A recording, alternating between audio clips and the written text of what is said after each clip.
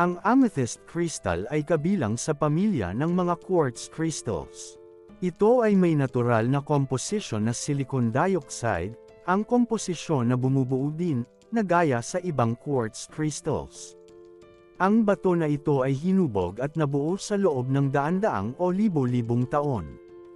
Ang karaniwang kulay ng amethyst ay light purple to dark purple or dark violet. Ang amethyst ay nagdudulot ng malakas na koneksyon sa pagdevelop ng ating spirituality. Sa mga sinaunang sibilisasyon tulad ng Greek, Roman at Ancient Egypt, ang amethyst ay isang simbolo ng royalties. Ang batong ito ay kadalasan makikita lamang suot ng mga kilalang tao, bilang simbolismo ng mataas na antas. Ang dark purple na kulay ng amethyst ay nauugnay sa karangyaan, kayamanan, at kapangyarihan. Ang batong ito ay pinaniniwalaan na may healing at protective powers, at kadalasang ginagamit sa feng shui upang alisin ang negatibong enerhiya mula sa isang espasyo o isang lugar. Ang amethyst ay nagpapasigla ng espiritual na kamalayan o spiritual awareness, na naghihikayat sa mabilis na pagsulong ng ating spirituality.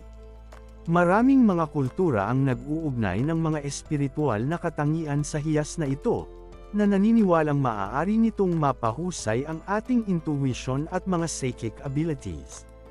Kilala rin ang amethyst sa mga healing power nito, na nakakatulong sa pagtataguyod ng mabuting kalusugan sa larangan ng pisikal, mental at espiritual na aspeto. Sa pisikal, kilala ang amethyst na nagpapalakas ng immune system, nagpapababa ng tensyon at pananakit ng ulo. Nagbibigay din ito ng mahimbing na pagtulog sa gabi. Nakakatulong ito sa mga taong may insomnia. Sa isip naman, ang epekto nito ay ang pagpapagaan ng mga alalahanin, stress at takot. Nagbibigay din ito ng kalmado at payapang pag-iisip. Nakakatulong din ang amethyst sa mga taong may addiction tulad ng pagiging alcoholic. Ang amethyst ay nagbibigay din sa atin ng proteksyon sa mga negative energies, sa halip binibigyan niya tayo ng mas malalim na koneksyon sa iyong inner wisdom o higher self.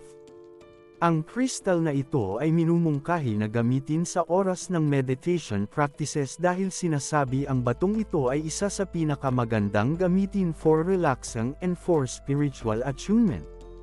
Ang pagsusuot bilang alahas at paglalagay ng mga amethyst crystal sa iyong tahanan o working area ay lubhang nagpapatibay ng connection at nagpapaganda ng magandang daloy ng enerhiya sa isang lugar. Lumilikha din ito ng kapayapaan at balanse na kapaligiran.